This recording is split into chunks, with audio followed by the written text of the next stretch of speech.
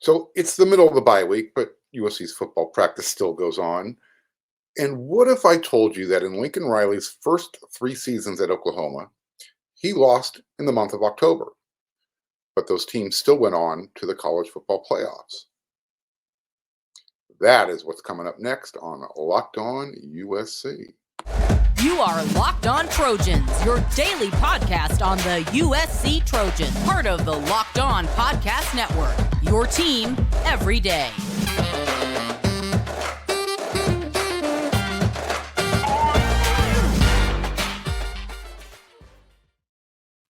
Fight on, everyone. I am your host, Marc, and thank you for making Locked On USC your first listen every day. Whether you're watching on YouTube or wherever you download your podcast, we are free. I want to thank you so much for coming along for the enjoying the show. If you're watching YouTube and you haven't already, do me a favor, hit that subscribe button. It really means a lot, and I would appreciate it. And I appreciate you if you do it. And you can always, again, wherever you like to download and listen to your podcast, we are there. Okay, so I mentioned that Lincoln Riley's first 3 seasons at Oklahoma, he made the playoffs, even with a loss in October. Is that goal still a possibility for USC? It wasn't even a consideration for most people heading into this season, right? Well, following Tuesday's practice, this would be I would be their second practice of the week. They practiced on Monday, where the media isn't available to be there. They went full pads on Tuesday. That's what they do every week, and so they're maintaining that same routine that they've had throughout the season. And why not? It's been an overwhelming success. Obviously, they went 6-0 the first half, and they open up the second half with a loss on the road at Utah against a team that everyone anticipated would be challenging for the Pac-12 championship. So everyone kind of thought that this would be a place where the Trojans would suffer a loss. After 6-0, though, the calculus kind of changed. The bar was raised. The team goals, I think, changed. And that's what Lincoln Riley was talking about after practice. Everything is still right there for the taking because there's still a lot of football left. And so following Tuesday's practice, he talked about the team goals as well as setting up individual goals for each of the players. Every player as a group, met with their position coach, and then they were also given individual goals as players. But we're going to talk about the team goals mostly today on this episode. And specifically, the team and the defensive side of the ball. And then we'll focus on the offense later this week. Because again, Locked On USC, we come to you 5 days a week, but we got 30 minutes and can't fit everything in. And I've got some recruiting information we're going to get to here on this episode as well. So stay tuned. But I digress. So back on the target here. Which team goals were met, and kind of which ones are they still striving for? And I mentioned they're going to have individual goals from their position coaches. Team goal number one, obviously, is continue to go 1-0 every week, and that includes this week leading into into a weekend where they don't have a game to play. You still have to maintain that same energy like you do. For instance, Justin Dietrich said that after practice that the team's mindset, he kind of put it out there on Front Street. This is who they are. After the game, he said, after the game, I felt like we could have gone another 4 quarters. We were just talking on Saturday night. We're excited to go back to practice. Like, let's just get out there already. We're ready to go. And I've never had that in my experience here. So for Justin Dietrich to come out and say that, again, he is like one of the heartbeats of this team. People are always going to look at Caleb Williams and Eric Gentry and Shane Lee. Do not, and I emphasize, do not ever forget about Justin Dietrich. Um, this is the guy who, when he talks, he doesn't talk a lot, but when he does, you listen. He is just that guy. Um, Also, so he also shared how the team performed after Tuesday's practice, where he said um, it was brutal. Guys were getting chirpy out there. It was an electric practice for sure. There was no half speed, no half ass. There was none of that. Guys were flying around. It was really a solid day.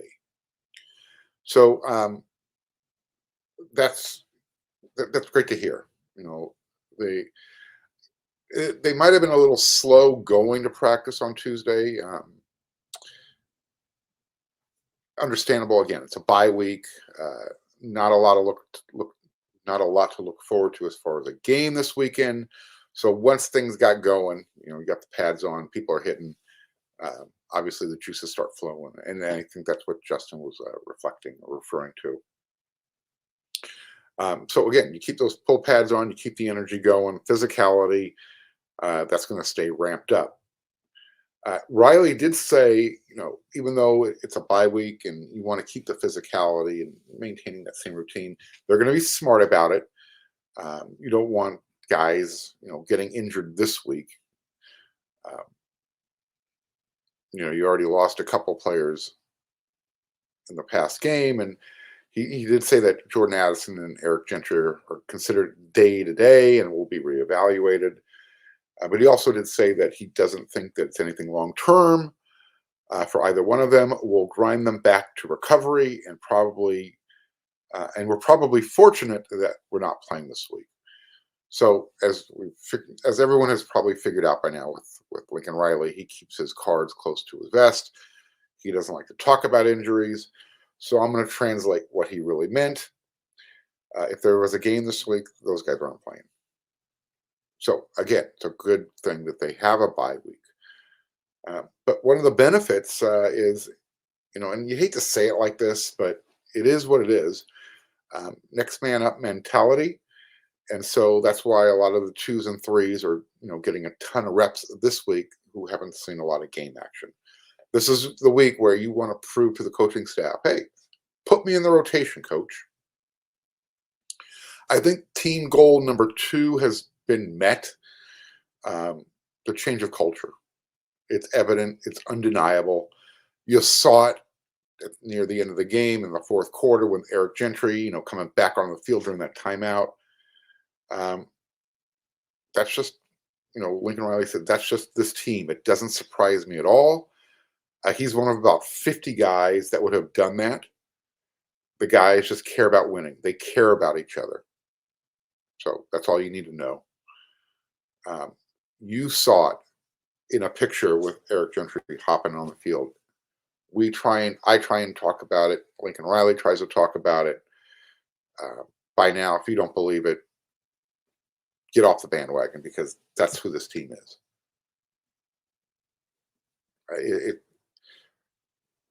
Look, you saw it. It was back on the field. You saw it in Caleb Williams after the game. He was just emotionally drained, where, he was crying. He wanted that game. The entire team did. So I guess, now it's all about, the next step is, how does the team respond to that adversity, to that first loss? That's going to be their first real test. And they're going to have to keep that bottled up for a week, because, again, bye week, they don't have anybody to play. So when they finally do get to Arizona, which, by the way, that game time has been scheduled, 4:00 Saturday in Tucson, and it will be on the Pac-12 network. I anticipate this team coming out with their hair on fire when they do get to Tucson. Let's talk about the defensive team goal that they need to maintain. We talked about the overall team goal. Defensively, just keep doing what you've been doing. And that's basically with regards to creating turnovers. And most importantly, do not allow that Utah game to kind of derail the confidence to stop teams like you have been with, without getting a little bit of extra help from that 12th man.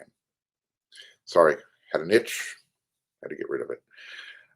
Defensive goal number 2.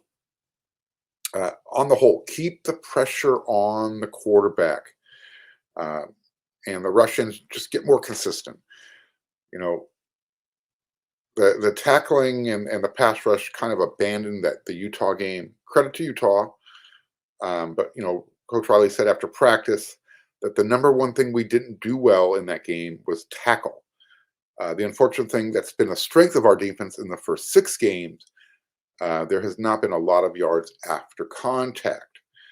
And he was really referring to, how Dalton Kincaid, the Utah tight end, just went roughshod all over USC. The thing that you can't do is you can't give them a 5-yard completion that turns into 18 yards, right? The most disappointing thing was the tackling, because we were in a position to shut down a lot of those plays, for those plays to be minimal yardage, and then instead of getting 3rd and 1, all of a sudden it's 3rd and 6. Instead of 3rd and 4, all of a sudden it's 3rd and 9. So tackle at the point of contact. Don't let the guys, run after that point. And that's what disappeared at Utah. So you know what? You're going to give Dalton Kincaid some credit, but Lincoln Riley has seen what his team can do through the first 6 games, and he was disappointed in what he saw in that game. I think everybody would agree. You're not going to use it as an excuse, but Shane Lee had some tackles broken. He was playing with one hand. Stuff happens. The pass rush, they took a bagel. They ate a bagel. They went into the game leading the country 29 sacks. They left with 29 sacks. And Lincoln Riley said, they weren't good enough. We didn't get into the backfield enough. And some of the nature of that is all in the play action through the game, max protect. You're not always going to get somebody there every single time, but you got to affect the pass rusher. You got to affect the passer more. They weren't able to do that. So again, save for those 2 BS roughing the passer penalties. The first one, there was an interception by Kalen Bullock. The second one forced an incompletion, and it would have been a long 3rd down. So you're thinking that's 2 times that USC's defense was getting off the field. They weren't able to. And, so are we even having this discussion about a loss if those 2 plays don't unfold the way they do? Lincoln, and maybe you can sense Lincoln Riley's sarcasm here, because he was asked about it Monday night on the Trojan radio show, Trojans Live, about roughing the passer, and he said, "I think the college one is pretty easy to officiate." He listed the rules: don't hit low, high, late, or with the crown of the helmet. He listed off those 4 things. I don't think there's any excuse to miss it in the college game. What he was saying is none of that happened. Those 4 things that he listed, that didn't happen in the game against Utah yet. They were called for roughing the passer twice. Crucial. It affected the way the game was played. Can't deny that. We're not saying that USC lost because of the officiating. Well, we're saying it was a big part of it, and they're not going to use it as an excuse, but you have to point these things out. And defensive goal number 3, just clean up the run defense. This seems to be more of assignment oriented, because up until this last game, second half adjustments, they've been fun to watch. And basically this is going to come down to the linebacker production. It just has to get better. They play great in spurts, but overall, it just needs to get better if that run defense is going to get better. And look, there's a lot more we're going to talk about, and we'll get to, again, I mentioned we'll get to the offensive side of the ball later this week. So don't sweat it. In fact, let's talk about sweating things. I sweat. In fact, I sweat a lot. And when it's humid, it's like a water faucet. Like I just stepped into the shower and stepped out. I am dripping when it's humid. So if you know anybody who sweats a lot, you might want to tell them about SweatBlock. Um, you can tell them that there's this guy named Chris who he suffered with excessive underarm sweat for 10 years. He was so worried about sweating through his dress shirts that he started tucking maxi pads under his shirt to soak up the sweat until he found SweatBlock, and SweatBlock changed the game for him. So Chris was able to fix his problem with SweatBlock. SweatBlock was created by a doctor to help with excessive sweating. It is doctor created and doctor recommended. So if you know someone who you love who is experiencing embarrassing sweat or odor, that's another thing. Try SweatBlock. Save 20% with promo code LOCKEDON at sweatblock.com. Also available on Amazon. SweatBlock. Check it out. All right.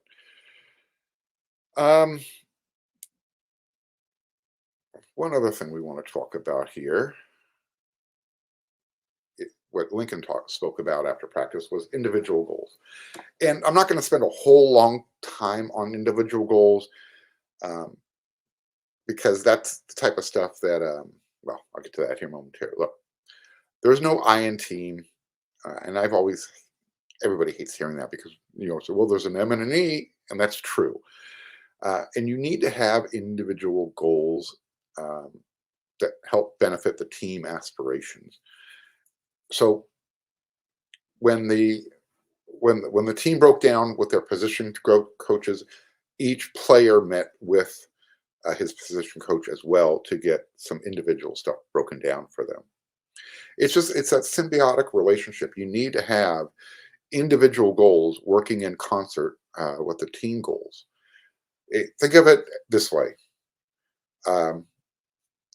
It's that Mamba mentality, Kobe Bryant.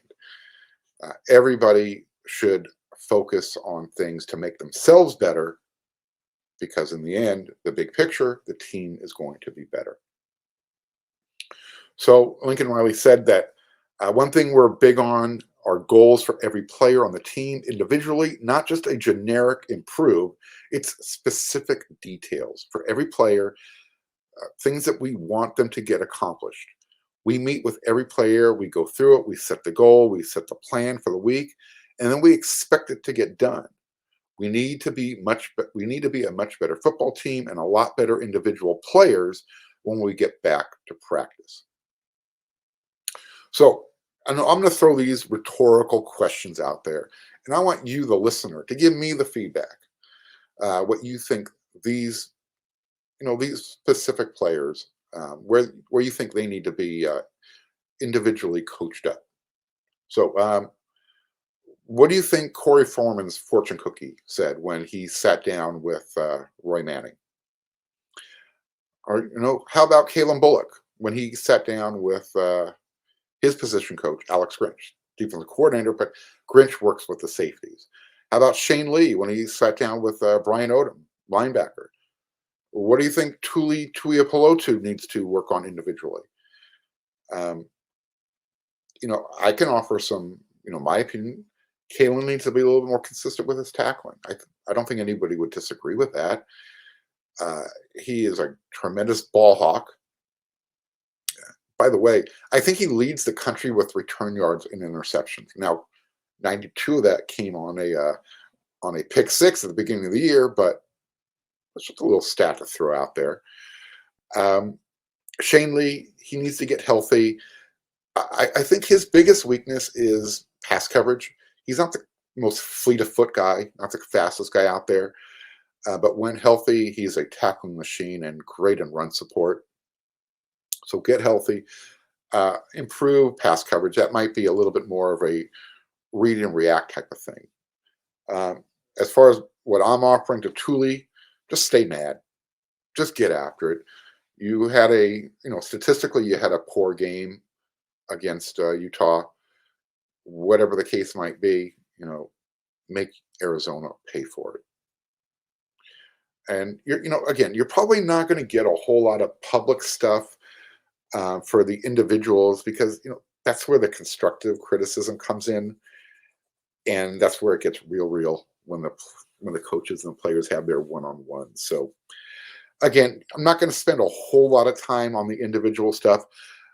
Lincoln Riley did talk about a couple of players and their individuals, and that was on the offensive side of the ball. So I will touch on that when we go over the individual goals on the offensive side of the ball and team goals later this week.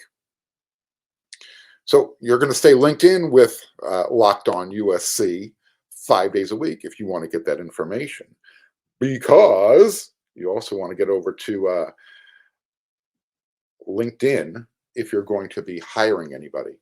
Because these days, every new potential hire can feel like a high-stakes wager for your small business, and you want to be 100% certain that you have access to the best qualified candidates available. That's why you have to check out LinkedIn Jobs. LinkedIn Jobs helps you find the right people for your team faster and for free. So when you get over there, you're going to add your job and then the purple hashtag hiring frame to your LinkedIn profile to spread the word that you're hiring.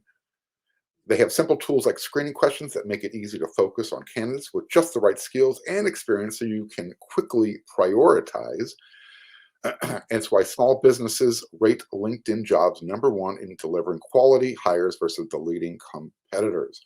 LinkedIn Jobs helps you find the qualified candidates you want to talk to faster. Post your job for free at linkedin.com/lockedoncollege. That's linkedin.com/lockedoncollege to post your job for free. Terms and conditions apply. Okay, I told you I had some recruiting information update for you. Here we go. Yeah, I want you to stick around. I want you to stay for the whole show. I got stuff for you in the front, middle, and end. All right. So class of 2024, linebacker Dylan Williams, Long Beach Poly. One of the first guys to commit to the class of 2024. He decommitted. Kind of came a little bit of a surprise, but is it really, in today's day and age of recruiting? It shouldn't be. Look, this young man is getting a lot of attention, and it would probably be best if he took some visits and looked around and, had a chance to lay out all his new NIL deals that are probably being thrown at him. Evaluate him, make sure you're getting the best one. Look, this is what you're dealing with today in recruiting. I'm not throwing daggers at the young man. I think it's wise that if he's not sure, to explore all of his options. And again, he's only a junior. He probably shouldn't be committed right now. And this is how you kind of have to look at recruiting nowadays. There's a lot of exposure. Again, NIL, name, image, likeness, is playing a role. When USC is good, and they look like they're being good again, and they make offers to players, other teams are going to come and want to steal those players. They don't want them going to USC.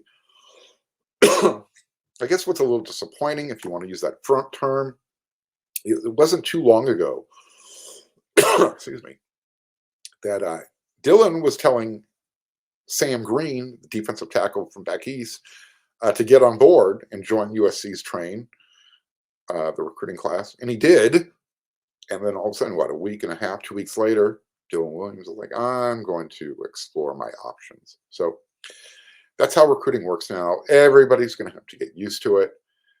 And I guess this begs the question, when do you take a commitment from a recruit, considering all the outside noise? I was talking about the NIL stuff. Do you want to take a commitment from a junior, from a sophomore? It's a hard thing to gauge. Dylan Williams said USC is his dream school. Well, how many times have we heard that? If it's your dream school, you're going to stay committed, right? I never fault a young man for taking visits. You should take all 5 of them. That's what they're there for. Just, don't commit until you're ready. And I'm not speaking to Dylan specifically. That's just in general. And it's also one of the reasons, personally, why I will get acquainted with the recruits, learn their name when they're sophomores, say hello, juniors, maybe talk to them a little bit, but for the most part, I want nothing to do with them until they're playing their senior year in high school. I remember, look, I'm old now, but I still remember what it was like to be 15, 16, 17 years old.